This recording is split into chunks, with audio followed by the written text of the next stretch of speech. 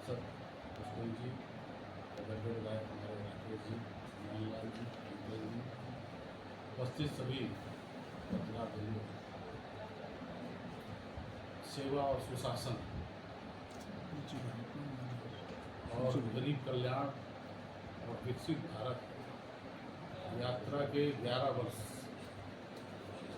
माननीय प्रधानमंत्री नरेंद्र मोदी जी के द्वारा 11 साल हुए हैं। निश्चित रूप से 11 साल हुए हैं, और जब 11 साल हुए हैं तो हम आज आपके मध्य हैं। आप सब भी अवगत हैं, मैं भी अवगत हूँ, पूरा देश अवगत है, पूरी दुनिया अवगत है कि मोदी सरकार ने सेवा और सुशासन के नाम पर और काम पर जो इतिहास रचा है वो कहीं किसी से छिपा नहीं है। लेकिन ये स्वाभाविक हमारा भी दायित्व बनता है, पार्टी का भी, सरकार का भी, जो हमने किया है आप सबके बीच में होना चाहिए, जानकारी में आना चाहिए। अभी हमारी एक जो बुकलेट आई है भारत सरकार से, वो भी आपको सबको उपलब्ध कराई जाएगी। उसमें बहुत ऐसे आपको आंकड़े मिलेंगे और एक एक योजना के बारे में यानी डिटेलिंग होगी, जिससे आपको बहुत सहयोग मिलेगा। क्योंकि जितनी हमारी सबकी भूमिका है उससे कहीं ज़्यादा आपकी भी भूमिका है कि सरकार क्या कर रही है, क्या नहीं कर रही है। इस नाते मैं आप सबके मध्य आया हूँ। प्रधानमंत्री श्री नरेंद्र मोदी जी के नेतृत्व में भारत ने विकसित भारत के अमृतकाल में जो सेवा, सुशासन और गरीब कल्याण के विकास की एक जो नई यात्रा तय की है। मोदी सरकार की हर योजना के केंद्र में जन कल्याण और आम नागरिक के जीवन को आसान बनाने के साथ साथ देश को वैश्विक स्तर पर नए आयाम देने की भावना रही है। बीते 11 वर्ष में प्रधानमंत्री मोदी जी ने, जैसा कि मैंने बताया, मोदी जी के नेतृत्व में मोदी सरकार ने सीमा सुरक्षित आर्थिक व्यवस्था को मजबूती दिलाने का काम किया है, टेक्नोलॉजी को जन जन तक पहुंचाया है।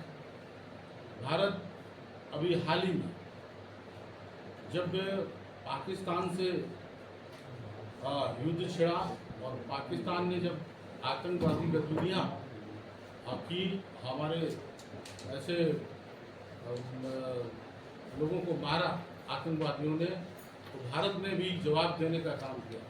भारत ने ऑपरेशन सिंदूर के जरिए पाकिस्तान के आतंकी ठिकानों और एयरबेस को ध्वस्त कर दिया।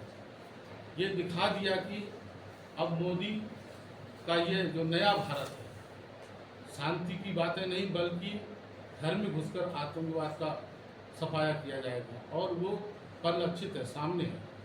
प्रधानमंत्री मोदी जी ने पाकिस्तान को स्पष्ट और सख्त संदेश दिया कि आतंक, पानी, व्यापार एक साथ नहीं चल सकते, खून और पानी एक साथ नहीं बह सकते। पूरे विश्व को प्रधानमंत्री मोदी जी ने स्पष्ट कर दिया कि भारतीय धरती पर किसी भी हमले को युद्ध की कार्रवाई माना जाएगा। और जब मोदी जी ने ये कहा और करके दिखाया तो पूरी दुनिया उससे अवगत हुई। S-400 के बारे में तमाम तरीके की भ्रांतियाँ आई। S-400 मिसाइल डिफेंस सिस्टम जो हमारा था वो इतना कारगर रहा कि ब्रह्मोस, आकाश मिसाइल, INS विक्रांत, तेजस और प्रचंड अटैक हेलीकॉप्टर जैसे स्वदेशी तकनीकों के साथ साथ अब भारत न केवल आत्मनिर्भर रक्षा शक्ति के रूप में उभर रहा है, बल्कि आज रक्षा उपकरणों का निर्यात भी कर रहा है। मैं बातें ये इसलिए बता रहा हूँ कि जो सरकार ने किया है, ये हम जिले के संवाददाता हैं, हम जिले के पत्रकार हैं, तो यहाँ की जनता जनार्दन उससे अवगत हो। निर्यात भी कर रहा है। आज भारत का रक्षा निर्यात 34 गुना बढ़कर 23.622 करोड़ तक पहुँच गया है। यह प्रधानमंत्री श्री नरेंद्र मोदी जी के रणनीतिक दूरदर्शिता और कूटनीतिक तैयारी का नतीजा है।